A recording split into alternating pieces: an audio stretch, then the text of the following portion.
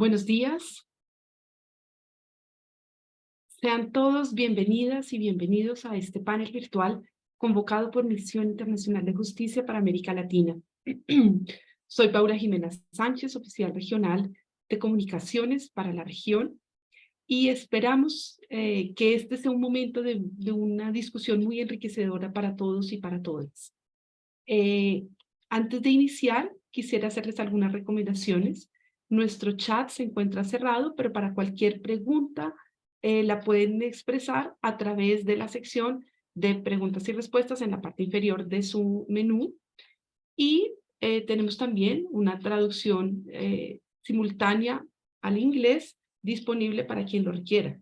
To listen to this event in English, please select English in the interpretation drop-down menu at the bottom of your screen.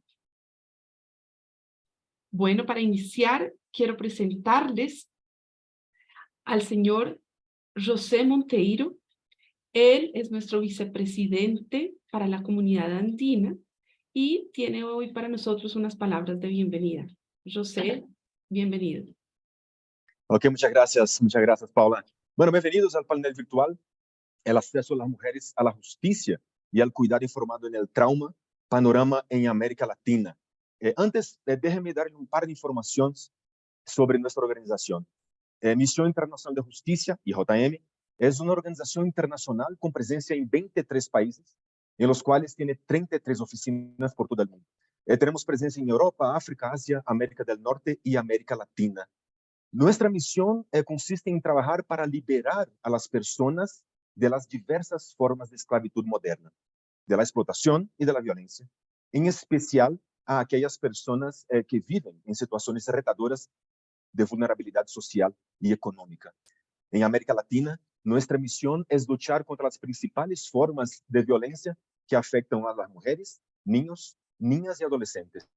IJM es una organización que trabaja, entre otras cosas, para el fortalecimiento y mejora de los sistemas públicos de justicia, de seguridad pública y de protección a la víctima, la articulación de las comunidades y las organizaciones de la sociedad civil para aumentar la protección a las mujeres, niños, niñas y adolescentes, pero también la recuperación y el empoderamiento de los sobrevivientes.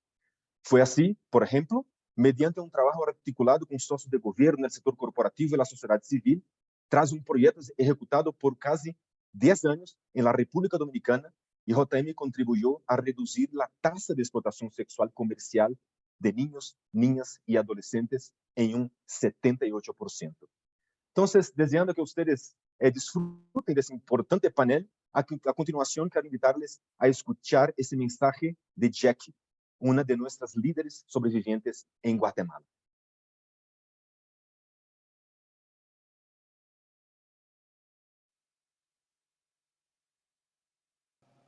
Hola, soy Jackie, soy sobreviviente de violencia sexual. En muchas sociedades los sistemas de justicia ignoran a las víctimas y no se preocupan de sus emociones, de su situación y de las secuelas que viven derivadas del delito que sufren. Son prácticamente invisibles, pero hoy tengo algo que decirles. Tenemos una voz, yo tengo una voz. Creo firmemente que la experiencia que vivimos tenemos mucho que decir y mucho que aportar. Yo fui víctima de violencia sexual cuando tenía apenas 12 años y ahora que puedo decir con orgullo, con mi voz y mi historia, aporto para tener una sociedad más justa en las instituciones que atienden adecuadamente a las mujeres, niños, niñas y adolescentes que pasaron o están pasando lo mismo que yo. Ahora necesitamos a personas que se unan con su voz para generar un cambio. Mi experiencia hizo volverme una guerrera, pero por eso hoy no me llamen víctima, llámenme sobreviviente. Gracias. Wow, gracias a ti, Jackie, por este mensaje tan valioso que nos dejas. Quiero contarles a todos los participantes que este panel está siendo transmitido en vivo por la red de Facebook de nuestra red de sobrevivientes en Bolivia. Entonces extendemos un saludo muy especial para todos ellos. Bueno, para iniciar, tenemos 4 panelistas maravillosos cuya experiencia hoy nos va a enriquecer a todos y quiero presentarles a cada uno de ellos.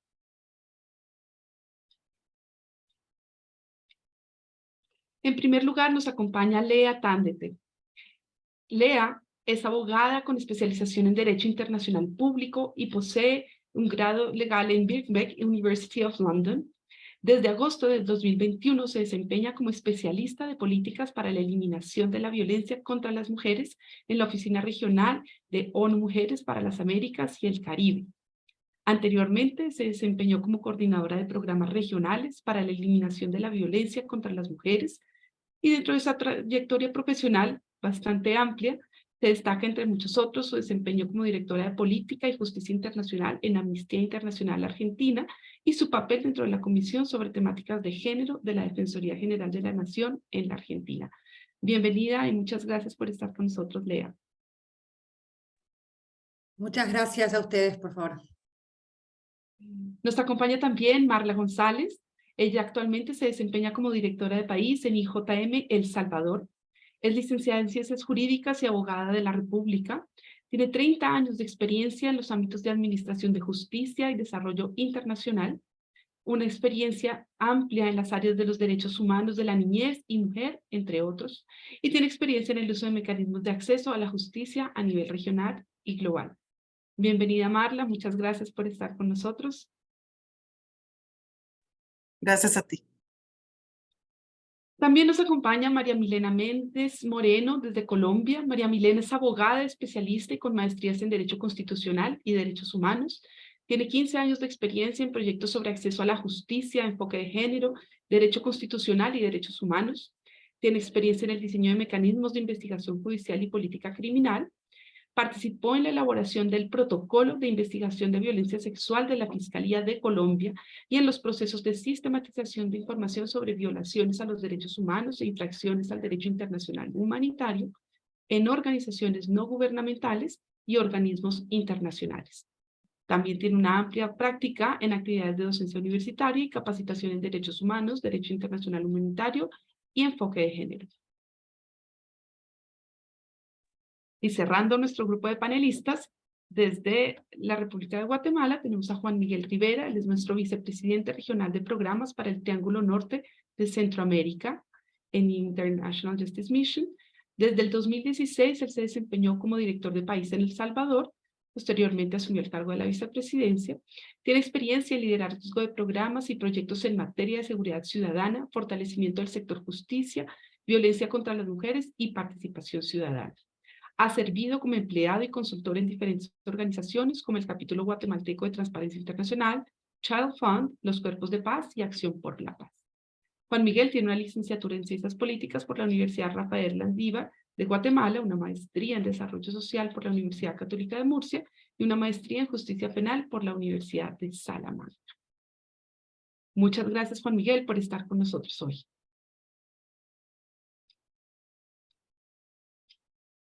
Bueno, realmente para nadie de los que está aquí en este grupo es un secreto que la violencia contra las mujeres en nuestra región es algo que no da tregua. Los casos y las noticias están a la orden del día, cada día aparece una noticia más difícil que la anterior, y esto es una realidad que no podemos negar. Esto, sin embargo, ha motivado, y ya nuestros panelistas nos contarán, ha motivado un esfuerzo de las organizaciones de la sociedad civil y de las organizaciones gubernamentales a trabajar contra las diversas formas de violencia de las que las mujeres son víctimas. Cada vez se siente en los medios, en la opinión pública, una resistencia mayor a las diferentes formas de violencia. Hay una especie de tolerancia cero que se expresa en la opinión pública porque la opinión se pronuncia, denuncia, protesta, pero aún así, lo sabemos todos, estamos muy lejos de erradicar esta grave problemática. Y por eso hemos invitado a nuestros 4 panelistas para que conversemos por qué a pesar de todos estos esfuerzos aún se ve distante la erradicación de esta problemática y qué podemos hacer. Sobre todo queremos explorar cuáles son estas vías en las que podemos ir avanzando, qué está sucediendo en la región en relación con el acceso a la justicia por parte de nuestras mujeres. Y bueno, estos son los principales temas que abordaremos. Entonces, demos inicio. Yo quisiera invitar a nuestros primeros panelistas a que nos contaran un poco sobre las cifras de violencia que tenemos en la región. Tengo aquí un dato bastante preocupante del Observatorio de Igualdad de Género de América Latina y el Caribe, la CEPAL, que nos habla de que aproximadamente 4.000 mujeres fueron víctimas de feminicidio en la región en el 2021. María Milena, ¿qué nos podrías tú contar sobre esto? Paula, muchas gracias. Pues primero agradecer este espacio y reconocer que hemos pasado un camino muy largo para llegar hasta aquí. Es decir, hace algunas décadas la justicia no se encargaba directamente de los temas de la violencia contra la mujer y las niñas. Hemos visto un cambio en temas de datos también, y yo creo que eso es algo que tenemos que celebrar hoy también. Es decir, los institutos de estadística nacionales, las organizaciones internacionales, las organizaciones de mujeres han hecho un esfuerzo gigante por tratar de visibilizar esa violencia y de manifestar esa violencia que nos afecta a todas en la región con datos, información, pues tanto cuantitativa como cualitativa, que nos explica de manera cada vez más detallada este fenómeno, pero que igual nos pone un montón de retos, ¿verdad? Porque finalmente esas cifras y esos datos pues se tienen que reflejar en acciones concretas, en políticas públicas, en respuestas institucionales que realmente den una alternativa a las mujeres y a las niñas que enfrentan violencia en la región. Entonces, pues tú partes de esta cifra, de esta cifra que nos entristece mucho, que son más de 4.400 mujeres que perdieron la vida por violencias machistas en la región en 2021. Esta es una cifra, aquí estamos viendo las tasas por 100.000 habitantes para los países que presentaron las tasas más preocupantes. Y digamos que eso que nos dice en nuestro día a día y en nuestra experiencia de ser mujeres en una región tan violenta como la nuestra, y es que al menos 12 mujeres y niñas pierden la vida por causas asociadas a la violencia basada en género en nuestra región, pero además unas conclusiones que pueden ser devastadoras, y es que la mayor proporción de víctimas de estos casos son mujeres jóvenes y adolescentes, es decir, el rango donde se concentra el mayor número de casos de homicidios de mujeres, de feminicidios, son mujeres desde los 12 hasta los 29 años. Nuestras mujeres jóvenes, las niñas, las adolescentes son las que están enfrentando el tipo de violencia más grave que hay, que es el feminicidio. Es decir, además de que enfrentamos otros tipos de violencia como la intrafamiliar, como la sexual, la violencia psicológica, la violencia económica, la violencia letal está afectando a la juventud y a la niñez en América Latina. Y yo creo que eso es algo que nos tiene que llamar la atención a todos, que nos tiene que llamar a la acción.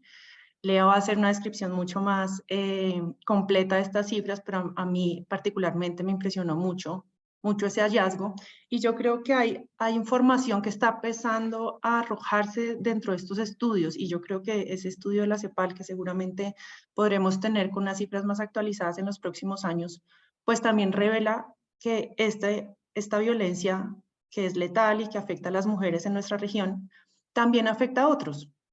Entonces, en este mismo estudio, la CEPAL lo que nos cuenta es que más de 780 niños, niñas, adolescentes y personas que requieren cuidado en esta región, es decir, estamos hablando de adultos mayores o de personas en situación de discapacidad, perdieron a su cuidadora principal, es decir, a la madre que generalmente en nuestra sociedad, y pues eso es una lucha también que tenemos que dar, ofrecen cuidados a los niños y niñas en sus entornos familiares. Entonces, estas cifras también nos ponen de cara que no solo son los datos de las muertes, sino que hay información complementaria que tenemos que ir registrando. Esta cifra solo se refiere a 10 de los países en los cuales el estudio fue realizado por la CEPAL, es decir, no todos los países estamos registrando la información de la misma forma o reportando la información de los mismos términos. Por ejemplo, Colombia no reportó información para este conteo, pero sí hay información sobre Perú, sí hay información sobre Argentina, sí hay información sobre Bolivia, Guatemala, Nicaragua. Y pues nos faltan otros datos, ¿no? Digamos, los perfiles de esos agresores, los antecedentes de violencias para esas mismas víctimas, la caracterización socioeconómica de esas víctimas. Digamos que la Organización Mundial de la Salud también ha hablado de los efectos devastadores en los países con pocos ingresos de la violencia contra la mujer. Sí hay una relación y digamos que está comprobada entre las mujeres que tienen una condición socioeconómica baja o poco acceso a recursos y la violencia, y que se ve mucho más marcada en casos de violencia intrafamiliar. Y pues sí, digamos que tenemos el acceso a información cada vez más cualificada, cada vez más estricta en relación con la medición. Yo creo que vale mucho la pena ver también los estudios de prevalencia de la Organización Mundial de la Salud. Ahí estamos hablando de que, por ejemplo, en América Latina tenemos una mayor prevalencia de casos de violencia sexual entre personas que no necesariamente conforman una familia o que tienen una experiencia como parejas, es decir, también casos de asalto sexual, de violencia sexual que proviene de un agresor desconocido. Entonces ahí también hay otras banderas rojas que tenemos que identificar.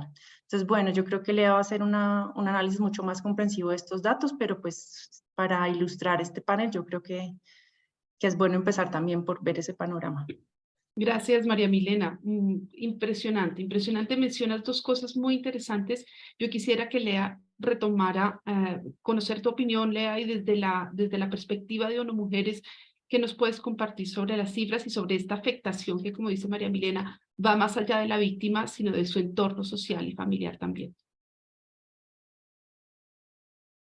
Perdón. Muchísimas gracias, Paula, María Milena, José y todos quienes me acompañan en el panel. Aprovecho para agradecer la invitación y saludarles.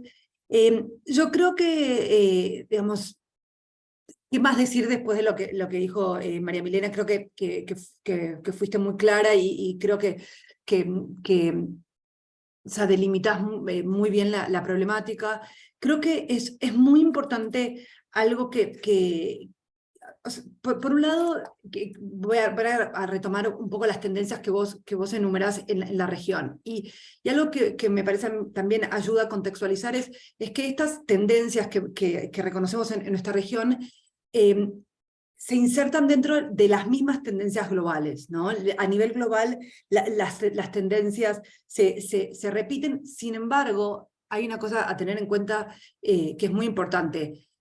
Algunos de los países más violentos, donde justamente el índice de violencia es más alto, se encuentran en nuestra región, ¿no? Entonces, eso creo que también es importante resaltar, ¿eh? Y María Evelina hablaba de la importancia de los datos, y creo que es cierto, digamos, tenemos la suerte de estar en una región donde el movimiento de mujeres, la sociedad civil, es muy robusta, y es gracias justamente a esta organización que tenemos los datos que tenemos, ¿no? Que tenemos los delitos tipificados como los tenemos, que tenemos justamente instituciones nacionales que con desafíos, como María Milena decía también, se dedican a contabilizar las muertes violentas de mujeres, los casos de violencia contra mujeres y niñas.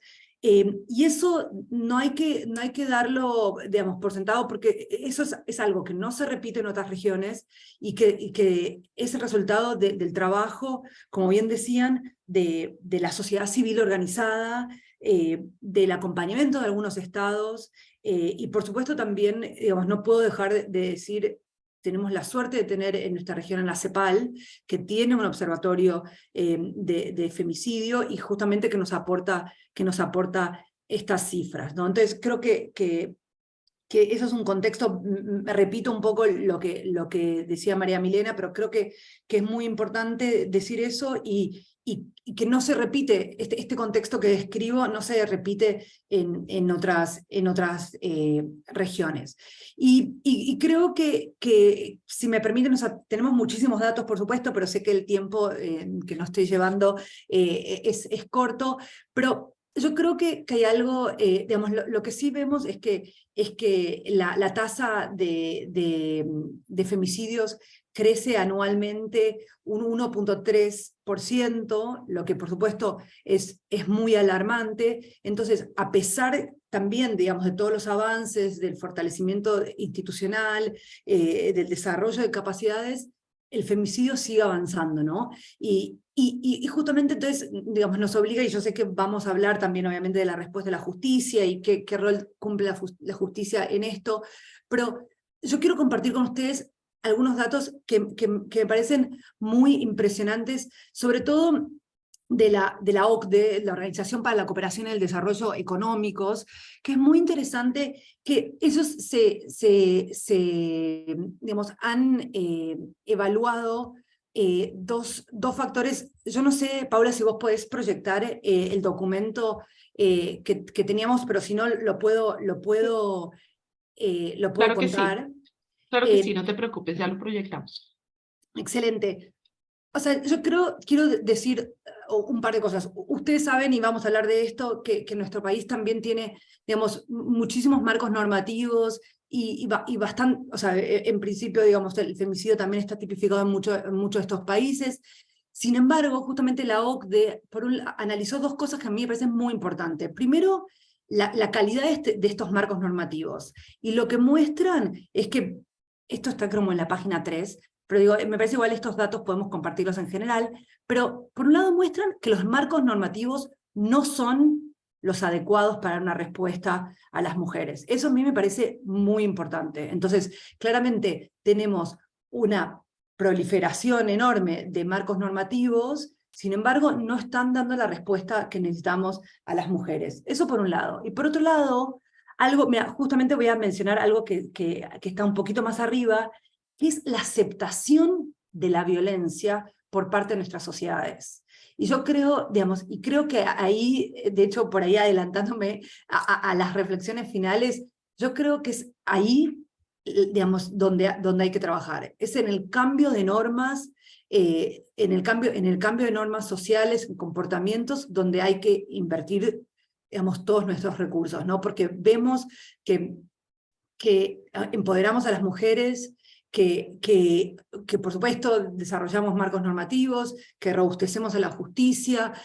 Sin embargo, seguimos viendo que, me estoy refiriendo a esto, ¿no? En algunos países hasta el 59% de las mujeres consideran justificado que su esposo las golpee por algunas de las razones que se detallan. Y de hecho, las razones digamos, que mide la OCDE tiene que ver con que la mujer, digamos, no se ha ocupado de las tareas domésticas, que ha servido la comida fría. O sea, y eso a mí me parece muy, muy impactante. Y creo que eso es una de las cosas, digamos, más urgentes de las cuales nos tenemos que ocupar. Estoy seguramente muy pasada de mi tiempo, así que... Vale, no, Lea, muchas gracias. Realmente, como tú lo dices, supremamente impactante la normalización. Esto nos haría pensar que entonces, si los indicadores de violencia siguen en aumento en toda la región, nos haría pensar que las denuncias al sistema de justicia también van en aumento y que las respuestas de ese sistema de justicia tendrían que haber mejorado notablemente en los últimos años. Pero lo que vemos en la realidad, que también para nadie es un secreto, son altos índices de impunidad todavía, procesos eternos, mujeres revictimizadas. ¿Por qué? ¿Por qué sucede esto? Quisiera invitar a María Milena nuevamente que nos des tu perspectiva y luego estoy contigo de vuelta, Lea. No, pues yo creo que lo que le ha manifestado es muy importante. De verdad, el sistema de justicia no se puede entender como un sistema aislado de la sociedad en la que opera. Es decir, yo creo que esa es una de las grandes conclusiones.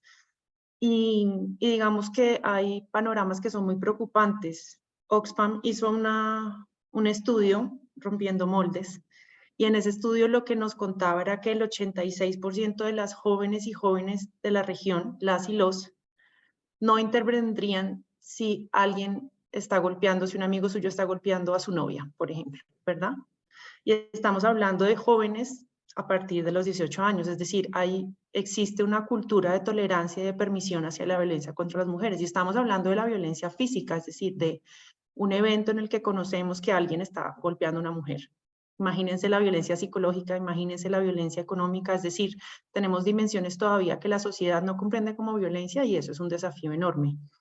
Entonces, sí, como esa importancia de ver el acceso a la justicia como un problema complejo donde no solo las entidades de justicia intervienen, En Colombia se hace periódicamente una encuesta sobre seguridad ciudadana y yo creo que esa encuesta nos da pues, algunas cifras de esa cifra oculta, ¿no? De lo que no estamos pudiendo ver en relación con los delitos que no llegan al sistema de justicia. O sea, aquellos Lastimosamente que suceden, te interrumpo, perdón, para aclararle a nuestra audiencia, aquellos que suceden, aquellos delitos que suceden, pero que no llegan a ser reportados o denunciados al sistema público de justicia. Exactamente, delitos en los cuales ni las víctimas acuden ni existe una denuncia por otra persona. Es decir, casos que se quedan por fuera del sistema de justicia y que nunca ni siquiera acceden a una denuncia o al inicio de una noticia criminal. En Colombia, lo que nos decía esa encuesta es que el 30% de las víctimas de cualquier delito no acceden al sistema de justicia, pero esa cifra es solo el 27% accede al sistema de justicia. Esa cifra es aún peor cuando las personas o las víctimas de delitos están en contextos rurales, es decir, solo el 13% de las víctimas en contextos rurales donde no hay una institucionalidad fuerte, donde no hay canales efectivos para acceder a la justicia, logran poner en conocimiento de la justicia esos hechos. Entonces yo creo que a pesar de que no tenemos cifras de la cifra oculta en los casos de violencia contra la mujer, que incluyen violencia sexual, violencia intrafamiliar y todos los tipos de violencia asociados a este fenómeno, pues da una muestra de que el sistema de justicia no está pudiendo acceder de manera transversal a los hechos que constituyen este tipo de violencia. Y yo creo que ahí hay un llamado importante a entender cuáles son los canales en los que los casos llegan, y son canales muy diversos. Es decir, aquí hay casos que llegan por el sector de salud, hay casos que llegan por el sector educativo, hay casos que llegan por los sistemas nacionales de protección, es decir, los canales de ingreso de los casos son diversos, y ahí hay información que quizás vale la pena preservar, elementos materiales probatorios o evidencia que es necesario proteger, custodiar, y generar esos canales donde los casos puedan llegar, ¿verdad? Donde no sea simplemente la exigencia de la víctima poner una denuncia. Yo creo que los sistemas también han generado un mensaje perverso en el sentido de que es la víctima la responsable de denunciar. Eso no es así. Los casos llegan por muchas fuentes. Tenemos conocimientos de violencias de muchas maneras, es decir, nuestros periódicos en la región están llenos de esos casos. ¿Tenemos una noticia criminal o una investigación para cada uno de esos casos?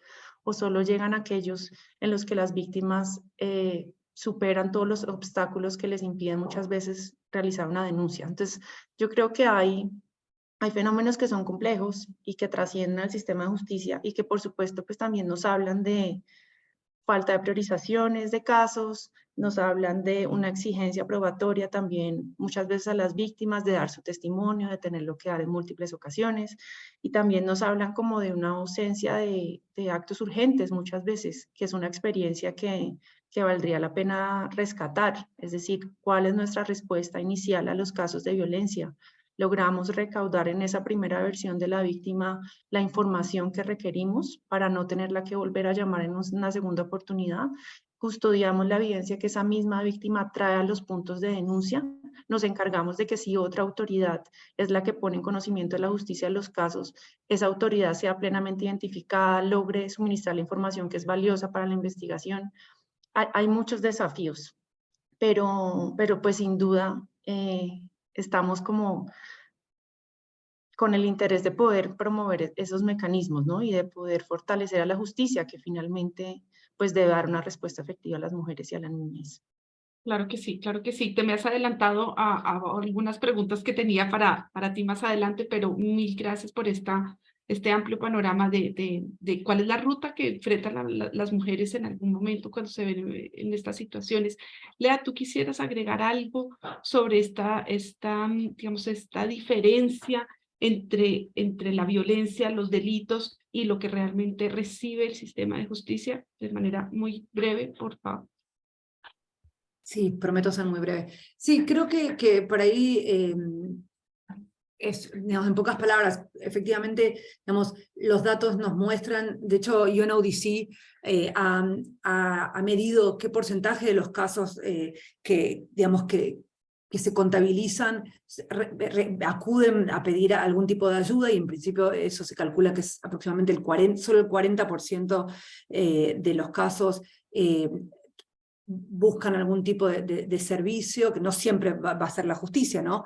Pero eso nos habla de un número muy, muy bajo, y creo que eso se debe en gran parte por las cosas que María Milena nos contaba, ¿no?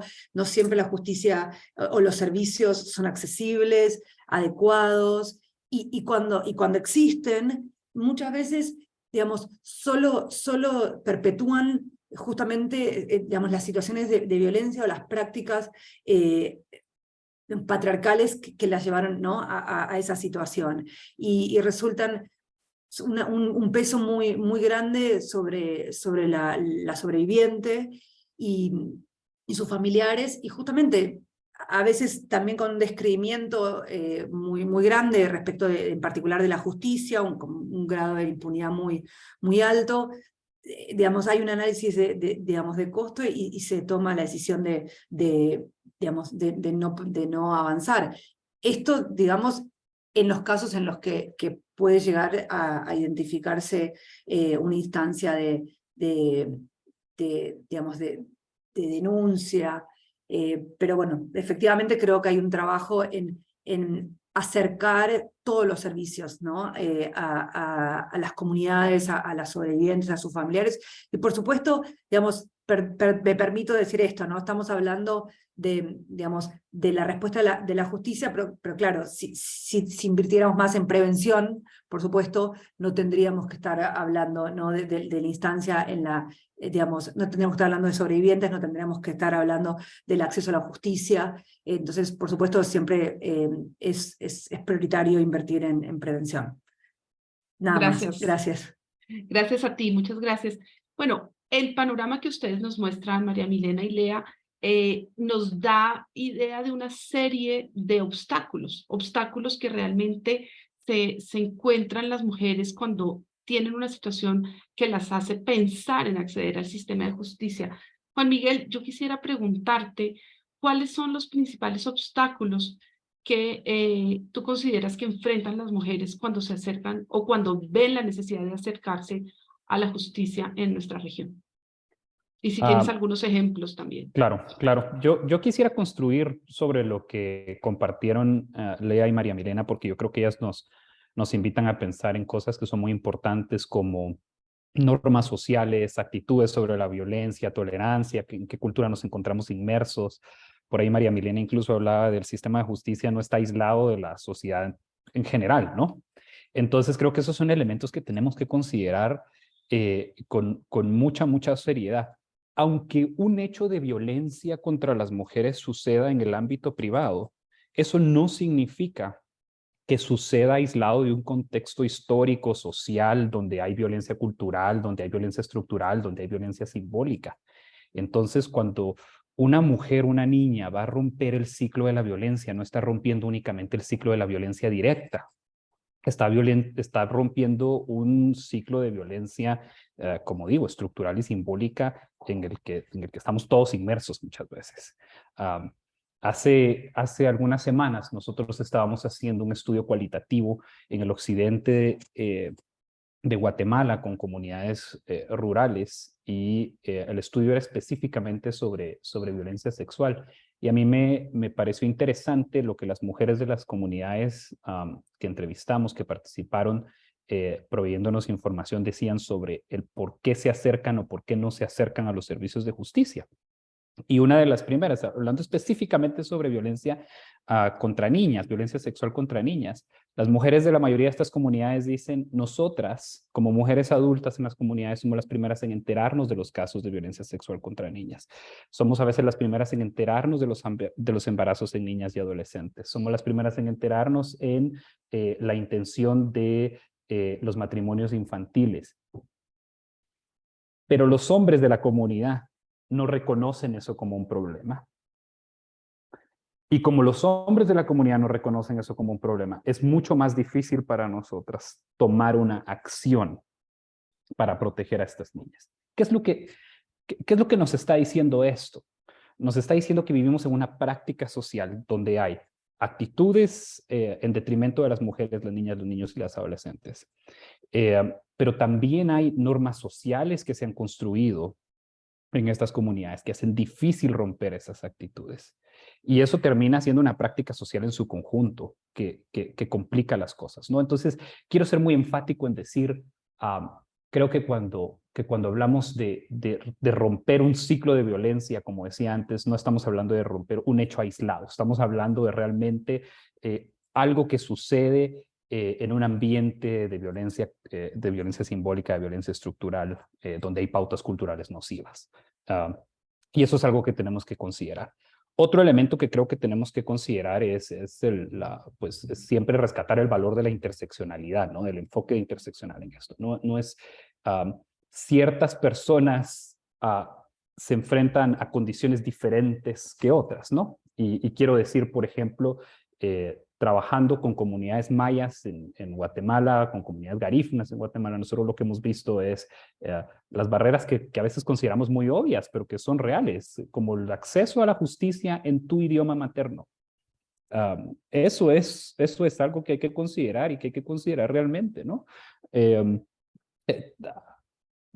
¿Qué pasa cuando además de patrones de violencia machista, patrones patriarcales, nos enfrentamos también a contextos donde hay alto contenido de discriminación y racismo, ¿no? Entonces, todas estas cosas, o donde yo vivo en una comunidad rural que tradicionalmente está alejada de los servicios. Todas esas diferentes identidades que confluyen, es necesario considerarlas. Y finalmente, el otro obstáculo de carácter social, digamos, socioeconómico que yo quisiera resaltar son los elevados índices de pobreza en los que nos encontramos en algunos de los países en América Latina. La pobreza, las personas viviendo en condiciones de pobreza tienen una dificultad enorme para acceder a la justicia. Nosotros trabajamos en un proyecto en El Salvador, por ahí Marla no me dejará mentir, pero trabajamos con mujeres viviendo en una condición de vulnerabilidad bastante incrementada, y muchas de ellas eran víctimas y sobrevivientes de violencia a extremos en algunos casos. Pero ¿qué pasaba? Que está este costo de oportunidad que de alguna manera mencionaba Lea. Si yo voy hoy a la policía, si voy a una audiencia, si voy a hablar con una fiscal, eso es un día menos de trabajo. Y eso implica no poder dar sustento, no tener cena para el día de hoy. Entonces las mujeres muchas veces tienen que elegir. A esos niveles nos encontramos, ¿no? Entonces, por eso es que hay que hacer este esfuerzo no solo de romper las normas, las pautas culturales nocivas, que eso sin eso no vamos a poder avanzar, pero también de acercar los servicios de justicia a las personas que lo necesitan, de acuerdo a su condición y sus múltiples identidades, porque no es solo una, son varias. Excelente, excelente. Y a sus condiciones, ¿no? Nos haces pensar mucho algo que ya habían mencionado anteriormente, el impacto que tiene no solamente en la mujer, sino en su entorno, en su familia, en su día a día. María Milena, yo quisiera pedirte que retomaras tu respuesta anterior sobre los obstáculos que enfrentan las mujeres y siguiendo la perspectiva de Juan Miguel, nos resumas en 3 puntos para ti rápidamente cuáles son los 3 principales obstáculos que enfrentan las mujeres cuando deben acceder a los sistemas de justicia. Pues muy breve. Un tema de rutas adaptadas a los contextos locales, yo creo que es un gran desafío. Nuestros países han avanzado mucho en la definición de cuáles son esas rutas de atención a una mujer o a una niña cuando es víctima de violencia, pero lastimosamente esas rutas enfrentan enormes problemas en los contextos locales. Y ahí, pues desde Colombia yo creo que tenemos una historia y un contexto que nos habla de que la justicia no opera de la misma forma en los escenarios regionales, que hay actores locales que ejercen violencia o ejercen control e impiden que las instituciones muchas veces cumplan su labor. Lugares apartados, geográficamente difíciles, donde no hay acceso en las instituciones, donde no hay acceso a Internet. Entonces, todas estas nuevas alternativas de acceso a Internet pues se ven limitadas por disponibilidad de tecnología, por conocimiento de las rutas. Entonces, yo creo que hay que pasar de esa idea de la ruta general que opera en todos los contextos, porque eso es algo que no está funcionando, y que plantea la pregunta de cómo adaptamos esos sistemas al contexto que tenemos, a los municipios donde no hay oficinas forenses, a los municipios donde la fiscalía no tiene presencia, a los municipios donde los fiscales no pueden ingresar por riesgo. Es decir, aquí hay otras figuras de justicia que están operando, que son reales. En Colombia los comisarios y las comisarias de familia cumplen una labor impresionante. Los corregidores en temas de justicia, los inspectores de policía, los hospitales locales y municipales. Es decir, ahí tenemos otras redes de las cuales apoyarnos. Yo diría una segunda cosa y es concentrar los actos de investigación en la víctima. Yo creo que es muy importante y que hemos logrado un avance, pero eso tiene unos límites, es decir, en darle voz a las víctimas en los procesos, pero ¿qué pasa cuando las víctimas no quieren participar? Y es ahí donde los fiscales te dicen, ¿qué hago? La víctima no quiere volver, la víctima no está interesada en ir a juicio. Yo creo que ahí los operadores de justicia nos pueden dar grandes ideas de cómo superar ese obstáculo, de cómo no concentrar la investigación en los actos de la entrevista, en los actos de la toma de evidencia biológica. Es decir, hay que plantearnos alternativas ante eso que ya sabemos, y es que las víctimas pueden dejar de tener interés en participar por todo lo que hemos hablado aquí. Es decir, y no puede la justicia entonces obligar a las víctimas a participar. Yo creo que eso es una realidad que debemos aceptar y pensar en alternativas. Y un último punto, los temas de protección. Definitivamente una víctima que participa en un proceso judicial tiene repercusiones por su agresor. En los contextos de violencia doméstica, estos impactos son inmediatos, es decir, reclamos familiares, presiones económicas, revictimización, exposición al escalamiento de la violencia, los casos de violencia intrafamiliar que concluyen lastimosamente en feminicidios, pues todos los conocemos. Entonces, yo creo que esos 3 puntos son un obstáculo y pues debemos enfrentarlos de una manera sistémica. Muchas gracias, María Milena. Bueno, esto nos deja una multitud de mensajes y reflexiones. Por un lado, la pobreza como multiplicador y detonante de las violencias, pero al mismo tiempo como también, digamos, una plataforma perfecta para la inseguridad y para las dificultades que puede también tener el sistema de justicia. Marla, aún así, los países han avanzado digamos, en materia de jurisprudencia, de medidas, de políticas, de organizaciones. ¿Cuál ha sido la experiencia que tú nos puedes compartir y desde la perspectiva de El Salvador, que nos comentaba Juan Miguel anteriormente, que tú nos podrías compartir? Claro, bueno, muy buenos días para todas, todos. Un gusto saludarles y qué alegría poder encontrarnos para poder dialogar sobre algo que nos interesa, que es sumamente importante y relevante para el desarrollo de la sociedad en general, pero particularmente para asegurar el acceso de las mujeres al ejercicio pleno de sus derechos humanos. Sin duda, podemos identificar que en las últimas décadas hemos tenido avances importantes en la creación de marcos de protección a nivel internacional, a nivel interamericano, a nivel nacional. Bueno, se reconoce que alrededor de 35 instrumentos internacionales han sido aprobados en los últimos años a favor de la protección de las mujeres, las niñas y los adolescentes. Estos instrumentos podemos visualizarlos como convenciones, declaraciones, protocolos, plataformas, resoluciones, estatutos. Entonces hay abundancia, sin duda, ¿verdad? También sabemos de que estos marcos jurídicos internacionales, una vez son aprobados y ratificados por los países, conllevan una serie de compromisos y responsabilidades a ellos para asegurar al menos 3 elementos. Van a haber más, pero al menos 3 elementos que me gustaría citar. La primera tiene que ver justamente con la adecuación de los marcos legales.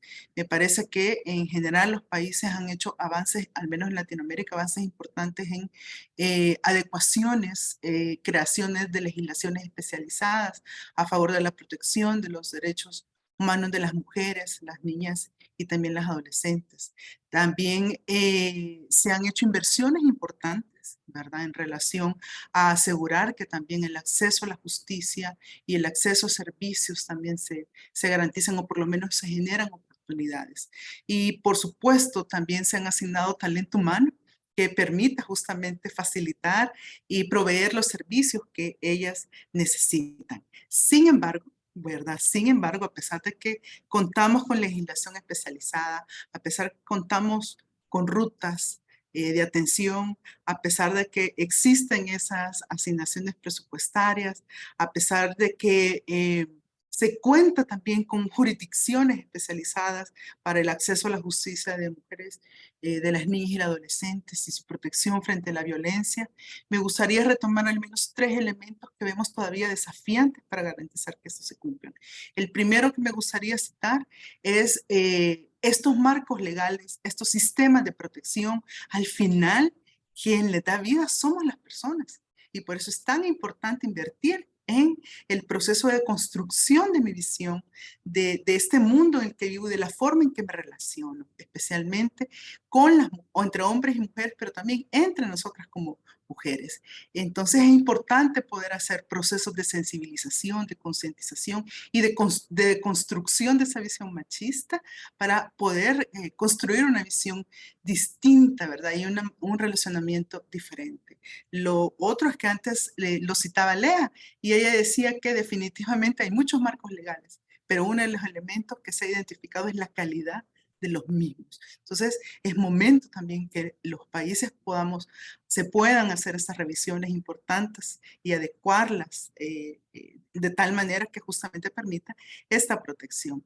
Y lo último que me gustaría citar en relación a esto, algunos países también han avanzado en la articulación entre los actores de los sistemas de justicia y también con las diferentes instituciones gubernamentales para garantizar el acceso a los servicios y la protección de las mujeres, de las niñas y de los adolescentes. Sin embargo, aquí todavía hay una brecha importante que realizar y ese es uno de los elementos que me parece que es clave. En la medida que se articulan los actores, en la medida que coordinan su trabajo, en la medida que también aprovechan los recursos que están disponibles y que tienen, en esa medida también pueden dar un mejor servicio y evitan y quitan ese obstáculo que las personas que están buscando el acceso a la justicia puedan ir de institución a institución, ¿verdad?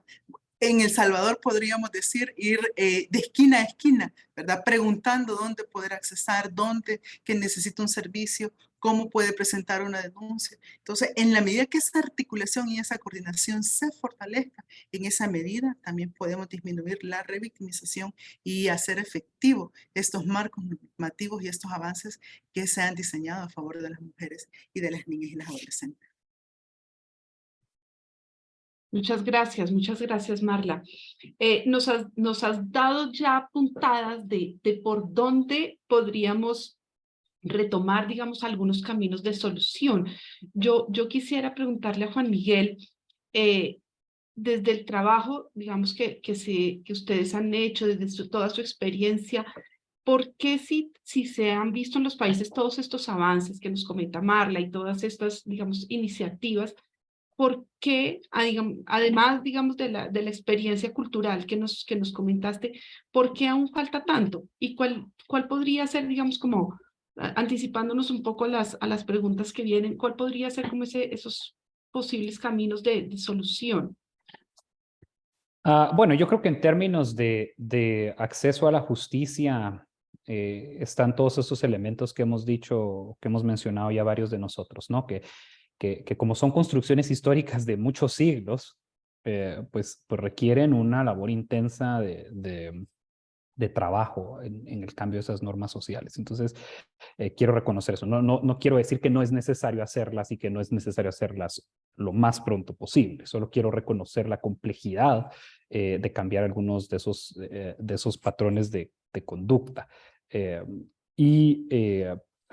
Bueno, en términos de la administración pública, digamos, de la provisión de los servicios, del acceso a la justicia desde esa perspectiva, creo que sin duda alguna enfrentamos, hablando en términos generales, voy a hablar en términos generales de varios países de América Latina, enfrentamos problemas reales con la economía procesal, con la economía del proceso penal. Un proceso penal dependiendo del país, pero a veces puede durar 3 años. Nosotros tenemos socios que tienen ahorita casos en segunda instancia que llevan 7 años. Entonces, eso es una demostración de cuán largo, cuán agotador puede ser el proceso. Y eso explica de alguna manera por qué la atrición en los casos, por qué las víctimas y sobrevivientes en algunos momentos deciden ya no seguir colaborando con el proceso por lo largos que son. Entonces hay que mejorar esos aspectos. Creo que es necesario buscar eficiencias, explorar donde sea pertinente el uso de procedimientos penales abreviados, por ejemplo, si eso cabe en la legislación, si eso es viable dependiendo del caso. Hay que aumentar la financiación. Eso es un problema real. Es un problema real. Muchos de nuestros países tienen menos jueces de los que necesitan, menos fiscales de los que necesitan, menos policías de los que necesitan. Estoy hablando específicamente de la justicia penal. Y bueno, yo recuerdo en algún momento hablar con una fiscal que me dice, tengo 150 casos abiertos, activos y en debate. ¿Cómo? No, imposible. Ahí cómo. Entonces, ¿por qué digo todas estas cosas? Porque creo que a veces usamos una visión bastante reduccionista que decimos es un asunto exclusivamente de voluntad. No, es un asunto que empieza por la voluntad, empieza por reconocer que es un problema, pero tiene implicaciones de administración pública, de cambio de normas, de pautas sociales, de financiación en países que la mayoría son de renta baja, de renta media, cuando mucho. Entonces, todas esas complejidades hay que reconocerlas, pero sí, empieza por eso, por este diálogo que estamos teniendo. Este es un problema que nos afecta a todos y a todas y por lo tanto debe ser prioritario en la agenda social y política. Excelente, excelente. Lea, si tú pudieras priorizar las medidas a seguir para garantizar un mejor acceso de las mujeres a la justicia, enfrentando un poco todo no sé, es una gran mezcla muy compleja de obstáculos, dificultades, pero también de oportunidades. ¿Cuáles tú destacarías como medidas prioritarias? Perdón. Creo que, bueno, vuelvo a repetir, una cosa es, por un lado, digamos, acercar los servicios de justicia a las comunidades, creo que es muy, muy importante. Creo que también, como decía Juan Miguel al comienzo, hacer, digamos, que sean culturalmente inclusivos. Y creo que esto último que nos contaba Juan Miguel es, digamos, invertir digamos, justamente en los proveedores de justicia, digamos, con sensibilización, también con recursos. Esta proporción, una fiscal, 150 investigaciones abiertas, creo que habla por sí sola. Entonces, creo que digamos, trataría de resumirlo de esa manera, ¿no? Acercar la justicia a las comunidades, dotarlas de mayores recursos y de capacitación, ¿no? Donde incluyo también la sensibilización, para intentar ser muy, muy, muy breve. Excelente, gracias, porque tenemos algunas preguntas del público que después también quisiera como que abordáramos. María Milena, ¿querrías adicionar algo a las medidas prioritarias desde la perspectiva IJM? Sí, yo creo que solo una, y es como pensar en lo que pasa después de la denuncia. Hemos mandado un mensaje importante de que las víctimas deben acceder, que los canales deben ser eficientes, que las víctimas deben además animarse a acudir a la justicia, pero ¿qué pasa después, verdad? ¿Qué pasa en el recaudo de la evidencia? Yo creo que realizar actos urgentes es definitivo. Las primeras horas de la investigación, igual que en un caso de homicidio, son relevantes en casos de violencia sexual, en casos de violencia psicológica, en casos de violencia física. Pensar en equipos especializados. Digamos, hay muchos casos en los cuales los investigadores, al mismo tiempo que llevan un caso de estafa, llevan un caso de violencia intrafamiliar. ¿Qué sentido tiene eso? O sea, un mismo investigador que no está especializado en la investigación de estos delitos, que no está concentrado en ver el contexto, en ver el panorama, en ver cómo atender a una víctima, cómo recaudar información. Yo creo que la especialización en la investigación es importante. y pensar en las estrategias investigativas con enfoque de género.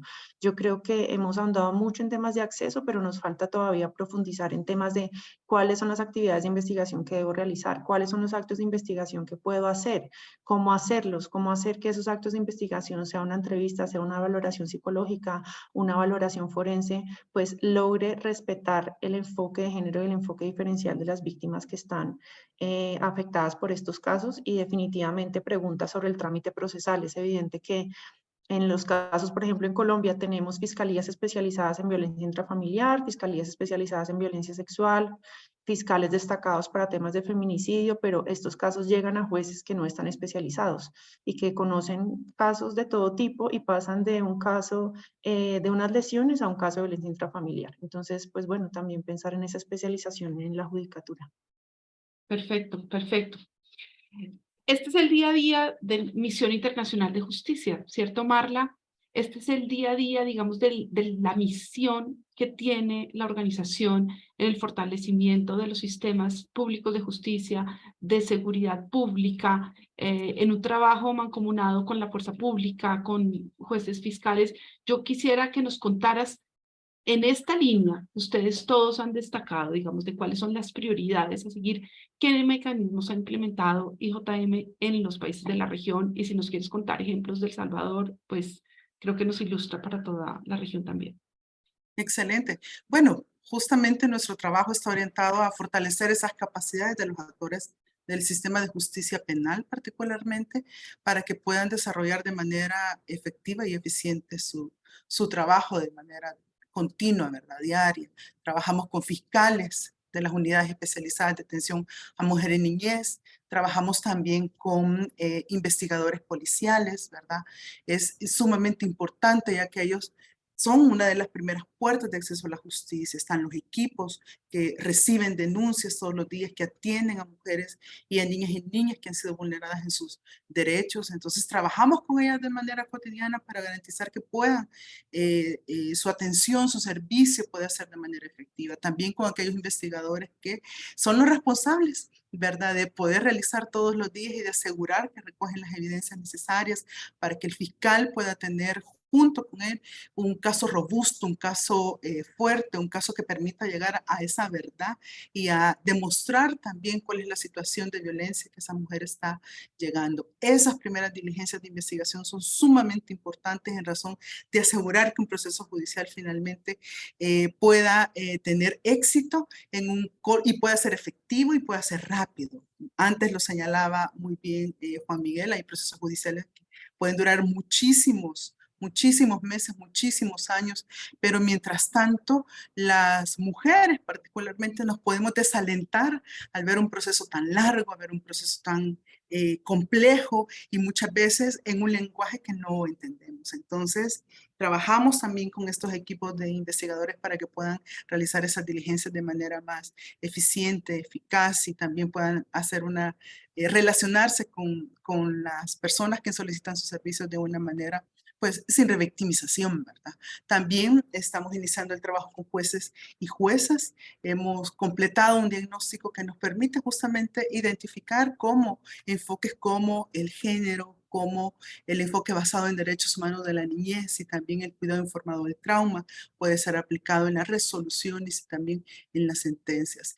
Estos tres actores sin duda son claves. Por supuesto, aquí tenemos también los equipos del Instituto de Medicina Legal o Medicina Forense, como se llaman en otros países. Estos actores son claves porque en la medida que estos actores no solamente estén sensibilizados, tengan conciencia de que frente a ellos no hay un caso, no hay un expediente, ¿verdad?, sino que también hay una persona que ha sufrido un hecho, que tiene un trauma y que necesita ser asistida, en esa medida también puede hacer una contribución importante para que pueda alcanzar la pronta justicia, sin duda. Y este es el trabajo que no solamente lo realizamos en El Salvador, también lo realizamos en países como Guatemala, que tienen una larga trayectoria de trabajo, en Colombia, también en Bolivia, ¿verdad? Antes, nuestro colega José Montero hacía algunas citas sobre nuestro trabajo también, que acaba de finalizar en la República Dominicana, en Perú. Sin duda es un desafío, pero también una oportunidad de poder hacer una diferencia poder seguir fortaleciendo los sistemas de justicia penal. Marla, yo los escucho hablar del cuidado, no solamente de la víctima, de la persona que ha padecido, digamos, la violencia, sino también del servidor público. Nos hablan del cuidado informado en el trauma. Cuéntanos, por favor, con un poco de detalle, muy brevemente, qué es el cuidado informado del trauma y que veíamos ahorita unas fotos tuyas con algunas autoridades. ¿Cuál es ese trabajo que ustedes hacen en cuidado informado en el trauma con estas instituciones? Bueno, incorporar el enfoque del trauma informado dentro de los procesos judiciales sin duda es imprescriptible, es sumamente importante, pero también es relativamente nuevo, particularmente en Latinoamérica. Y podemos partir diciendo justamente de reconocer que cuando somos afectados por un hecho de violencia particularmente, este deja una huella en tu vida, deja una huella en mi vida, deja una huella en la persona que ha sufrido este hecho de violencia. Y esta huella justamente activa un trauma, ¿verdad? Potencialmente trae como consecuencia un trauma. Comprender esto es clave, porque si yo soy un investigador, si yo soy un fiscal y llega a mí una persona que va a poner una denuncia, de nuevo, ¿verdad? No solamente es la persona que está colocando una denuncia, sino que yo debo de reconocer que en ella ha ocurrido un hecho tan difícil que ha dejado una huella tan compleja en donde yo debo de priorizar y debo de tomar algunas decisiones, acciones y asegurar que el servicio que le estoy proveyendo no la revictimiza, no hace más profundo ese trauma, no la afecta de manera más intensa. Y esto se traduce en diseñar protocolos con el enfoque informado en el trauma. Esto significa también ajustar los servicios que yo estoy proveyendo a la persona en el tema. Esto significa también que el equipo debe de tener esta conciencia y que juntos, no solo el fiscal, no solo el investigador, sino que también los equipos multidisciplinarios estamos mirando con esa misma óptica y estamos buscando alternativas para asegurar no solamente que la persona que está solicitando el servicio puede ser aliviada y por lo menos pueda ser atendida para asegurar que pueda salir de ese momento traumático, sino que además es acompañada a lo largo de todo el proceso para buscar su restauración y justamente transitar entre el reconocer de que sí fue una víctima, sí sufrió un hecho de violencia, pero lo más importante, sobrevivió a eso. Entonces ese es un proceso de transformación sumamente importante y que en el video Jackie nos lo presentaba de manera muy clara y muy contundente además. Así es, así es. Juan Miguel, este cuidado informado en el trauma tiene muchos enfoques. Obviamente, uno de los tal vez más conocidos es el enfoque psicológico, emocional, pero IJM lleva este enfoque a las autoridades, al sistema público de justicia. ¿Cuál es tu experiencia en ese sentido, digamos, la experiencia que ha vivido la región de Centroamérica y cómo ustedes han visto logros en ese sentido? Bueno, yo creo que el enfoque, sin duda, el más importante de la atención informada en el trauma es esa, ¿no? Reconocer qué es el trauma, cuál es el impacto que el trauma tiene y de ahí actuar como un proveedor de servicios en consecuencia. Para ponerlo en términos muy simples, ¿por qué una persona me está dando un testimonio y cuesta tanto a veces que lo termine de escuchar? ¿O por qué tengo estas dificultades? Todas esas son reacciones naturales del trauma. Y lo que queremos es que todos las entendamos para que podamos proveer servicios adecuados a las víctimas y sobrevivientes de violencia. Yo creo que nuestra experiencia ha sido muy positiva, sobre todo porque nos ha permitido ver unidades donde nosotros hemos trabajado y hemos podido medir cambios importantes en la forma en la que interactúan los proveedores de servicios con las víctimas, pero también incluso la satisfacción de las víctimas con el proceso, con la interacción. Es decir, esta es una situación en la que nadie quiere estar. Nadie quiere tener que llegar a este momento, pero aún dentro de esta situación pueden haber diferentes percepciones sobre qué tan bien me están respondiendo los operadores de justicia, qué tan mal me están respondiendo los operadores de justicia. Y eso puede tener un impacto muy notable, no solo con la satisfacción y percepción de la justicia, sino también con si el trauma se profundiza más o logramos empezar a desacelerarlo, por así decirlo. Entonces yo creo que esas han sido nuestras principales las cosas que yo resaltaría es ese cambio, esas percepciones que las propias víctimas y sobrevivientes nos han manifestado sobre cómo un enfoque informado en el trauma cambia su experiencia completamente. Y potencialmente esto puede reducir la atrición, porque significa que se van a construir relaciones y procesos más centrados en las víctimas. Entonces yo creo que por ahí sin esto no podemos avanzar, ¿no? El enfoque informado en el trauma no es una cosa adicional que nos gusta hacer, es esencial para proveer servicios de justicia. Excelente, excelente. Bueno, nuestro panel está calculado para ir hasta las 11:15, con lo cual nos quedarían 5 minutos para unos mensajes de cierre que les voy a pedir a nuestros panelistas, pero tenemos unas preguntas del público supremamente interesantes. Entonces, queremos invitar a los participantes que quienes quieran se queden 15 minutos más para poder dar respuesta a algunas de estas preguntas, y de hecho, pues voy a dar pie a la primera de ellas. Esta pregunta es para Juan Miguel. ¿Qué recomendaciones dan y si alguien más quiere aportar, sin duda, qué recomendaciones dan para mejorar la calidad de los servicios para mujeres y niñas con discapacidad o minorías étnicas?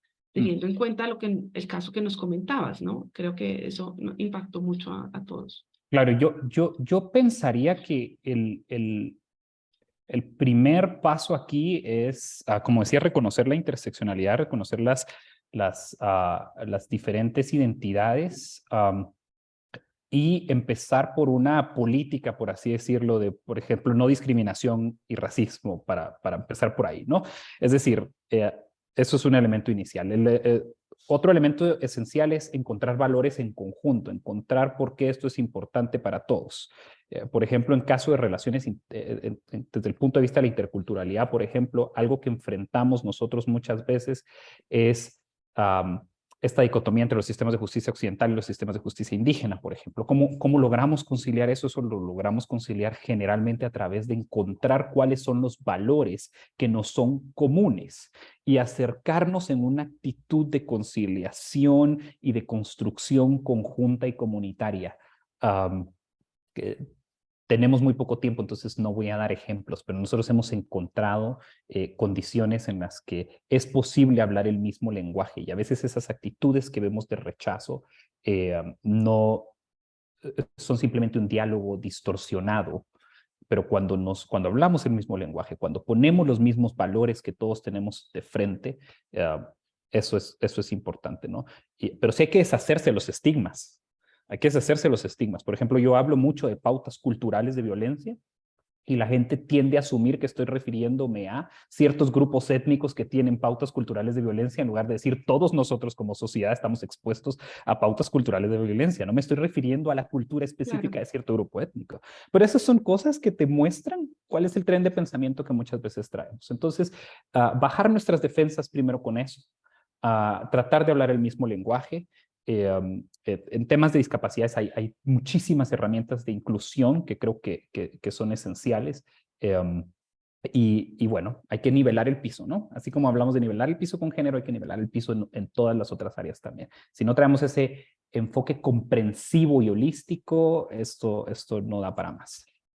De alguna manera todos estamos inmersos en esta cultura, ¿no? Nadie está exento de caer en algunos de estos vicios. Lea, tenemos otra pregunta que hace referencia al acceso de las mujeres migrantes a los sistemas de justicia. Sabemos que ONU Mujeres ha explorado mucho este tema y obviamente la región tiene unos flujos migrantes enormes. ¿Qué podrías decirnos para responderle a esta persona que está haciéndonos esta pregunta? Gracias por la pregunta. Sí, efectivamente, digamos, en el caso, como decía recién Juan Miguel, ¿no? En el caso, digamos, de mujeres con discapacidad o de mujeres en situación de pobreza, y lo mismo ocurre con las mujeres en situación de movilidad humana, están, digamos, triplemente expuestas a situaciones de violencia y también tienen el doble o el triple de barreras en acceso a distintos servicios, incluyendo los servicios de justicia. Y en este sentido, efectivamente, para ONU Mujeres, las mujeres en situación de movilidad humana son una prioridad, digamos, en nuestra región en particular, digamos, no solo podemos pensar en situaciones, digamos, fuera de nuestra región, pero en nuestra región tenemos algunas crisis de movilidad humana y donde, digamos, la incidencia de la violencia se ve muy claramente y, como decía yo, las barreras para acceder a la justicia también. Entonces, es un tema que, digamos, que nosotras priorizamos y donde justamente estamos trabajando para visibilizar estas problemáticas y también acompañar a los fiscales especializados, también a los magistrados, digamos, dotar de herramientas justamente para poder atender a las necesidades específicas, ¿no? Pero creo que o sea, y se suman, por supuesto, a los esfuerzos generales que estamos haciendo, ¿no? para mejorar el acceso a la justicia de mujeres sobrevivientes de violencia y familiares de víctimas de femicidio. Muchas gracias, Lea. Esta pregunta va para María Milena. ¿Cómo podríamos lograr que el sistema de justicia sea una herramienta que favorezca a la víctima y no la revictimización que se está viendo con tanta frecuencia hoy en día? Sí, gracias. Yo creo que es una pregunta súper importante. Y yo creo que trasciende al tema definitivamente de los tiempos procesales. Digamos que una de las respuestas sería como no hacer todo más ágil y permitir llegar a una sentencia lo más pronto posible. Yo creo que eso es un enfoque, pero definitivamente hay que hacer que los actos en los cuales la víctima participa con las autoridades de justicia sean actos que produzcan alivio y produzcan una respuesta. Me refiero a todo. A validar el relato de la víctima, a no realizar juicios en relación con el tipo de violencia a la que estuve expuesta, si lo permitió, lo toleró, si lleva muchos años permitiendo que estos casos ocurran, entonces ¿por qué llega hasta ahora? Yo creo que desde la incorporación de pautas básicas de atención psicosocial, una respuesta a una víctima, hasta cómo enfrentar, por ejemplo, al agresor en un juicio, o sea, cuáles son las medidas que debemos tomar para que esa experiencia no sea una experiencia difícil, no sea una experiencia traumática, sino por el contrario, se vea como una respuesta. Entonces yo creo que entre ese camino, entre la denuncia y una sentencia, hay un montón de acciones en que las autoridades locales en nuestros países están pensando, están planteándose la pregunta, y yo creo que ese enfoque de género interseccional, pues, también llega a los actos de investigación y es ahí donde la víctima también va a encontrar una respuesta sin concentrarse solo en una sentencia. Puede ser que la sentencia sea absolutoria, ¿verdad? Por muchas razones, el sistema penal tiene unas reglas muy concretas para encontrar a alguien responsable de un delito, pero ¿qué hacemos para que esa experiencia entre esas dos etapas sea una experiencia dignificante y sea una experiencia que respete también pues la dignidad de las víctimas? Muy bien, muy bien. Esta otra pregunta también es para María Milena. Se relaciona con lo que nos estás contando y preguntan específicamente, si en este caso valdría la pena entonces evaluar la creación de una jurisdicción especial de género, no solamente trabajar con el enfoque de género, sino una jurisdicción especial de género. Yo creo que es una pregunta que vale la pena plantearse en los contextos de cada país. Digamos, en Colombia, por ejemplo, tenemos una jurisdicción especializada, unos jueces especializados en determinados tipos de delitos que podrían tener una comunidad de contextos y de agresores. Yo creo que sí vale la pena hacerse la pregunta de una jurisdicción especializada en género, de poder tener unos jueces destacados para conocer estos casos. Y es una pregunta que tiene que ver con temas de cargas, que tiene que ver con temas de recursos. Yo creo que lo que decía al principio Lea, estamos todo el tiempo haciendo llamados a que las autoridades de justicia incorporen el enfoque de género, pero ¿qué tantos recursos tenemos para eso, verdad?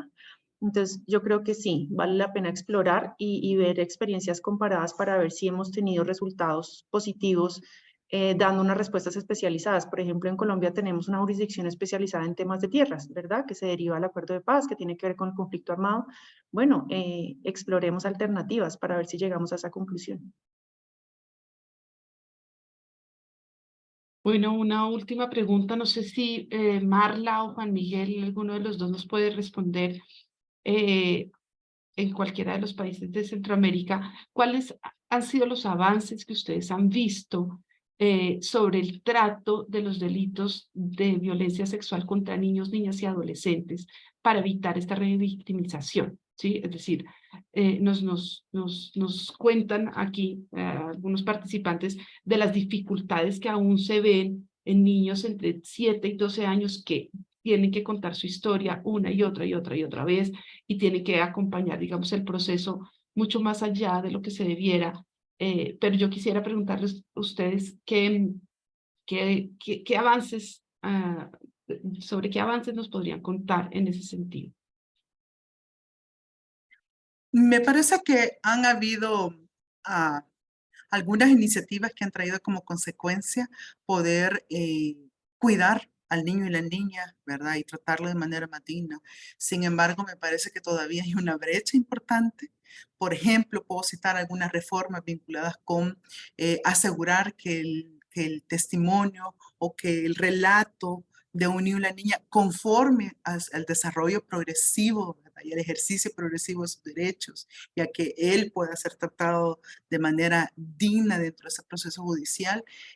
Han habido esfuerzos importantes, cambios legislativos, por ejemplo, en algunos de nuestros países, asegurar que existen espacios como las cámaras GESEL, que les permite el dialogar con una psicóloga y guiar, ¿verdad?, este relato a través de, no solamente a través de palabras, no solamente a través de lo que pueda hablar o decir, sino que a través del dibujo y otras técnicas que le permita que de manera digna pueda compartir, ¿verdad?, la situación difícil que ha vivido.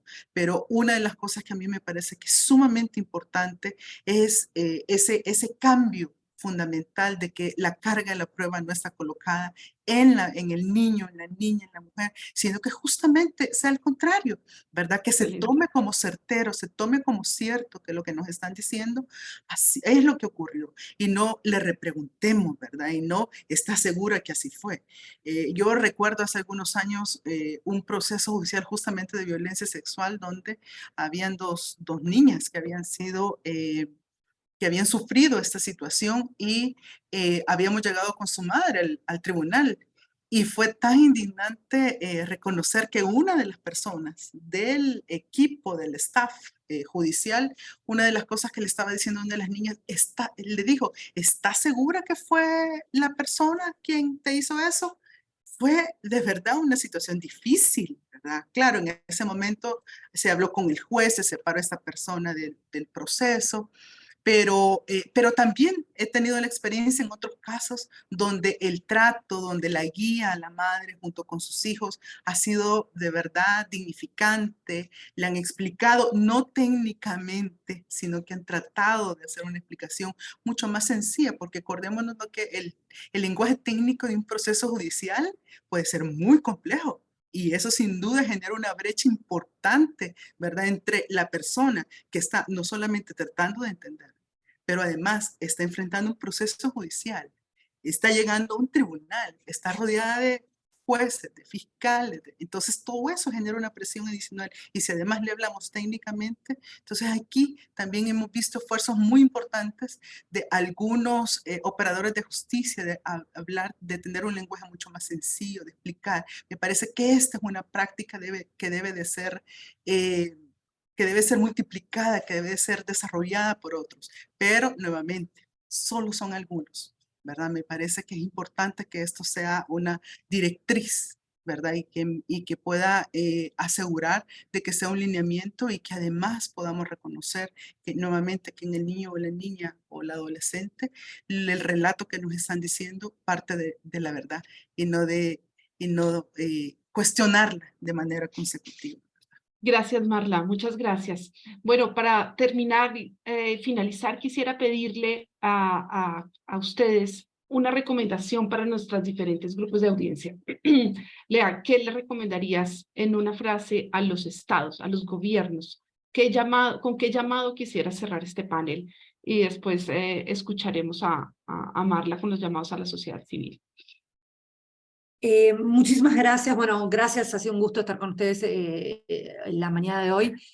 Para concluir, yo quisiera reiterar un llamado que ya hemos hecho a los estados de la región desde ONU Mujeres, y que tiene que ver con la importancia de garantizar una respuesta pronta y eficaz justamente para prevenir y responder a las diferentes formas de violencia contra las mujeres y las niñas, en particular el femicidio, y también para sumar a este llamado la necesidad de aumentar el financiamiento y el apoyo a largo plazo de las organizaciones de las mujeres, movimientos de mujeres, que justamente tienen un rol perdón, tan importante, como decía al comienzo, en garantizar estos derechos y avanzar la agenda de igualdad. Y como resultado de esto también promover el liderazgo de mujeres y niñas en espacios políticos y de formulación de políticas, porque hablamos mucho también sobre los marcos normativos, y justamente para tener los marcos normativos adecuados necesitamos las mujeres estar en esos espacios donde se definen estos marcos normativos. Creo que con eso termino y vuelvo a agradecer por la invitación y la oportunidad de conversar con mis compañeros de panel y también, por supuesto, con la audiencia que nos acompaña. Muchas gracias. A ti, Lea, muchas gracias y seguramente te estaremos contando contigo en futuras oportunidades. Marla, quisiera que nos dejaras un llamado para la sociedad civil, para las personas que nos acompañan, bien sean desde sus organizaciones o desde su vida privada también.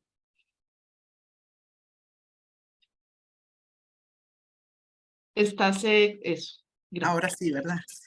Bueno, uno de los llamados que me parece muy importante en lo individual, mujeres, a las niñas y a las adolescentes, sin duda, el reconocer de que somos ciudadanas sujetas de derechos es sumamente importante. Y esto muchas veces uno lo da por sentado, pero realmente no tenemos conciencia de lo que esto significa.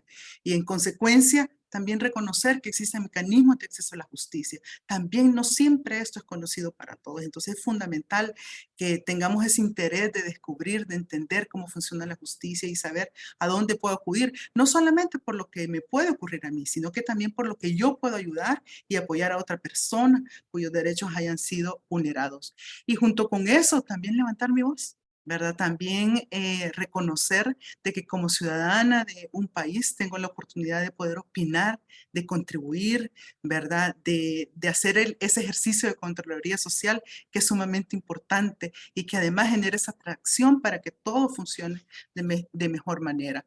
A la sociedad civil, bueno, sin duda invitarles también a que sean ese puente, ¿verdad? Ese canal que conecta lo comunitario con los operadores de justicia, que no sean dos espacios completamente desconocidos, sino que también ser esos mediadores que les permita comprender, entender y accesar a la justicia de manera más eficiente, pero también que sigan fortaleciendo sus programas, sus proyectos, que incorporen los elementos de prevención de la violencia, que todo lo que sea preventivo va a ser mucho más eficaz y no necesariamente esta respuesta, ¿verdad? Que es la respuesta más difícil que los estados pueden dar, que es a través de los sistemas de justicia penal, y cuando los derechos de una niña, una adolescente o una mujer hayan sido vulnerados. Y solo me gustaría reiterar que en el caso de las autoridades, en el caso de los ámbitos gubernamentales, reconocer de que definitivamente tienen una responsabilidad y un compromiso, invitarlos a que sigan articulando esfuerzos, a que sigan nuevamente, como lo mencionó Lea, a que sigan invirtiendo, a que puedan incorporar justamente este enfoque del cuidado informado del trauma, del género, y no solamente en el ámbito especializado, sino que también en los otros ámbitos, porque es clave en la medida que los servicios puedan tener esa visión de género, puedan tener esa visión de derechos de niñez, puedan también aplicar el enfoque del cuidado informado del trauma, pueden proveer servicios con calidad y con calidez. Todos estos elementos, sin duda, van a contribuir de alguna manera a la reducción de la impunidad y la prevalencia en los casos de violencia en contra de mujeres, niños y niñas. Así que ese es lo que buscamos alcanzar finalmente. Gracias. Excelente, excelente. Nos dejan un mensaje de esperanza, un mensaje de muchas acciones que se pueden emprender para seguir luchando contra todos los tipos de violencia que afectan a nuestras mujeres, niños, niñas y adolescentes. Muchas gracias, de verdad un agradecimiento muy especial desde Misión Internacional de Justicia a nuestros panelistas, a nuestros participantes. Tenemos más de 140 personas conectadas. Es un gusto contar con todos, con los que nos están viendo desde Bolivia también en vivo, y pedirles que por favor diligencien la encuesta de evaluación que está en el chat. Para nosotros es muy importante conocer su opinión. De esta manera también pretendemos programar futuros paneles y espacios de discusión, de reflexión y de fortalecimiento de nuestras instituciones. Queremos invitarlos a que nos sigan en nuestras redes sociales. Estamos en Twitter, estamos en Instagram y estamos con los canales de comunicación abiertos para que se puedan contactar con nosotros y transmitir también sus dudas, inquietudes. Hemos resuelto algunas de las inquietudes de los asistentes. Por tiempo no alcanzamos a resolver más, pero las líneas de comunicación, repito, están abiertas para todos aquellos que quieran contactarse. Muchísimas gracias y hasta una próxima oportunidad. Gracias. Gracias.